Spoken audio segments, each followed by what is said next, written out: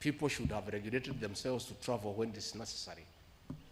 But because of the opulence, that all ministers and PSs were out of the country most of the time, the president had to put a stop and say you can only do so much. And sometimes I wonder, why do you have to honor every invitation that you have been given to every country? Your Excellency, at times we have tried to hold cabinet committees, we can't. 5, 6, 7, 8 ministers are out of the country. Some change clothes at the airport from one country to another. That is the truth.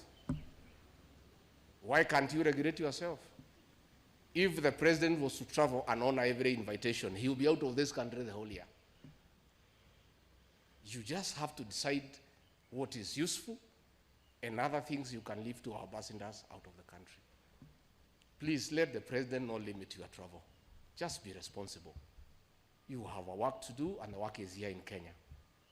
Again, Your Excellency, we have done so much as an administration, but the information is not out there. Our ministers are quiet. They are called for TV interviews, they don't show up to say what they have done. And then the media have a field day because nobody talks for government.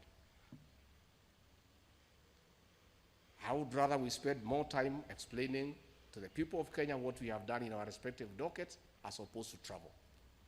And if we have to travel, let's travel up country to where wananchi are and explain what we are doing. I don't think the president will cap your travel out of Nairobi.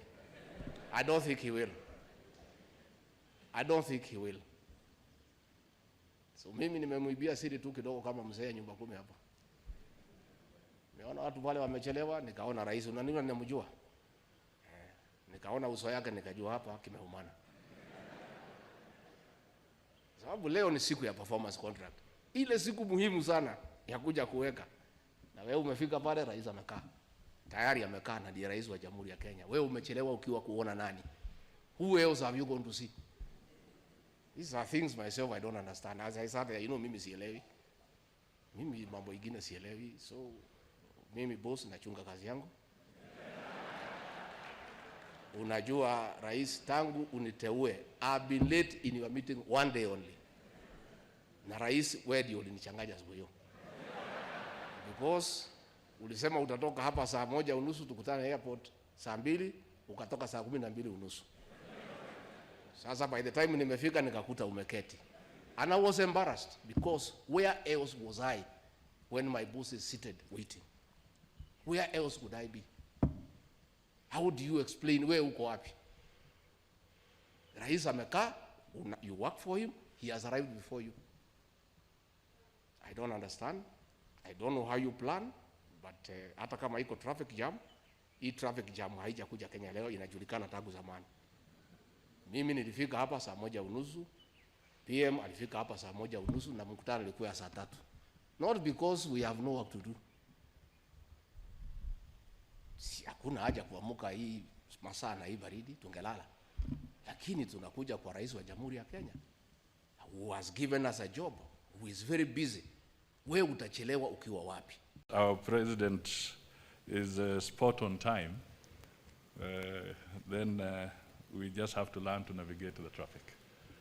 Your Excellency, it is my singular pleasure to thank you for accepting to preside over this auspicious occasion for the signing of the ministerial performance contracts for the financial year 2023-2024.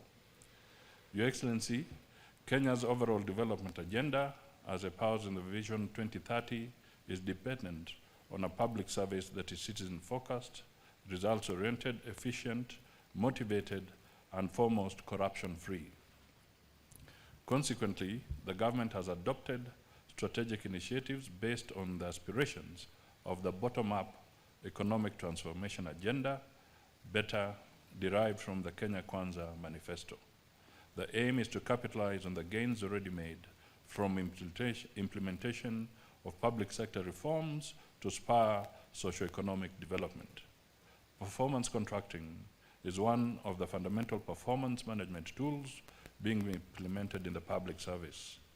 This prized tool has been implemented continuously for the last 19 years, and its full entrenchment will ensure the realization of our country's long-term economic development goals.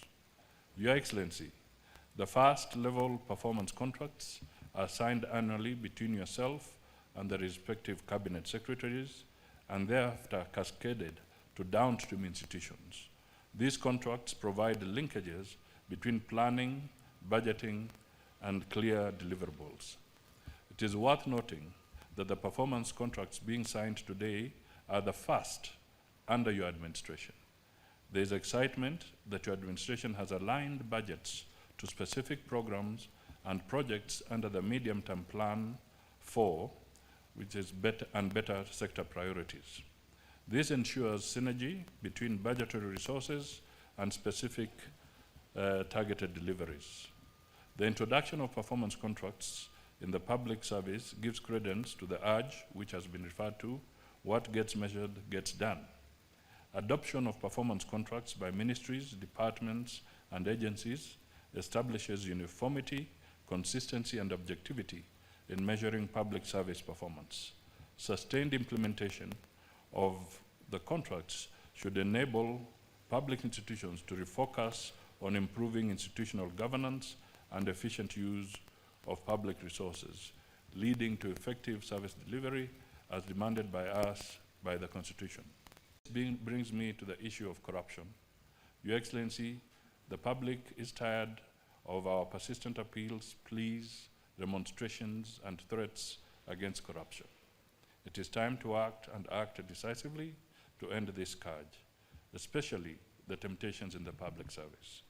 As the executive, we are ready to do our bit. The Auditor General, the control of budget, churn out disturbing revelations about blatant theft of public resources. These reports are invariably confirmed by Parliament. The question is, where is the missing link in bringing culprits to account? Your Excellency, we must require all agencies in the criminal justice system to save us the agony. They must do Kenyans justice, and this is not weaponizing state agencies against anyone. All we are asking them to do is work without doubt, fear, or favor. Your Excellency, your firm hand here is most critical.